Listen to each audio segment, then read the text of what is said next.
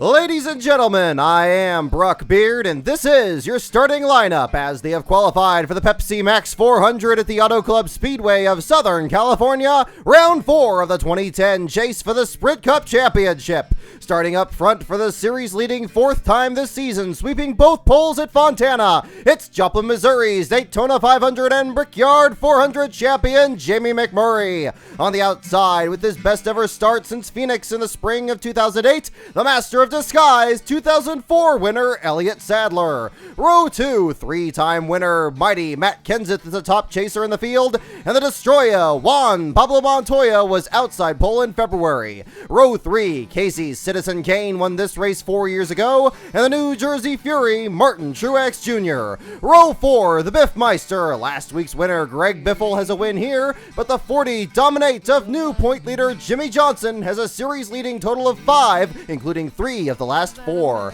Row 5, fan favorite Dale Earnhardt Jr. with a good run, and sliced bread himself Joey Logano won the nationwide race here last fall. Row 6, the Mark V of 1998 winner Mark Martin, and what a run by Casey Mears, who reappears in 12th, beating Germain Racing's best ever Cup start of 15th a year ago. Row 7, the Warrior from Emporia, Clint Boyer has Childress's director of competition Scott Miller atop the pit box, and the Rocket Man 2002 Fontana pole sitter Ryan Newman.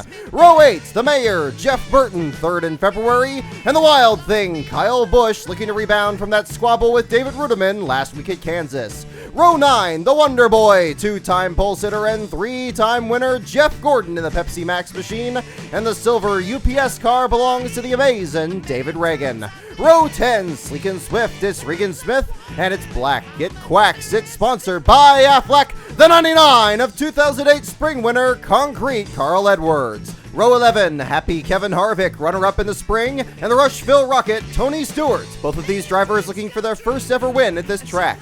Row 12, Huda Man, David Ruderman, no matter what Kyle Busch says, and the bright yellow fella, Paul Menard, led 11 laps and finished 8th last Sunday at Kansas. Row 13, Brad the Big Keselowski, and the Tasmanian Devil, Marcus Ambrose. Row 14, Reed, 83 Sorensen, and the Red Bulldozer spun out in Friday's practice, but avoided any contact with the wall, and the Texas Twister, Michael McDowell, driving the Whitney's Collision Center's Chevrolet. Back to row 15, you'll find the need for Scott Speed, and dangerous AJ Allmendinger struggled in qualifying after running second fastest in practice. Row 16, J.J. Yaley for Tommy Baldwin, and the top front row Motorsports Ford of California's David Gilliland.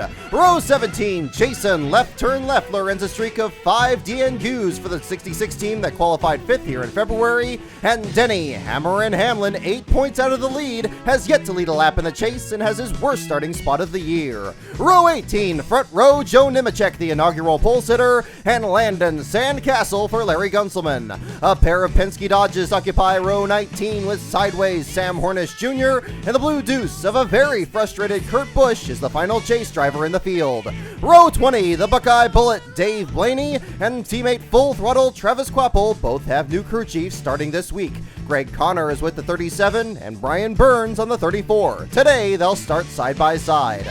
Row 21, 7 cylinders Kevin Conway in the Extends Toyota, and new sponsor the Media Barons welcomes back driver Andy Lally to TRG Motorsports. And in row 22, all by himself, Bobby Labonte uses the past champions provisional.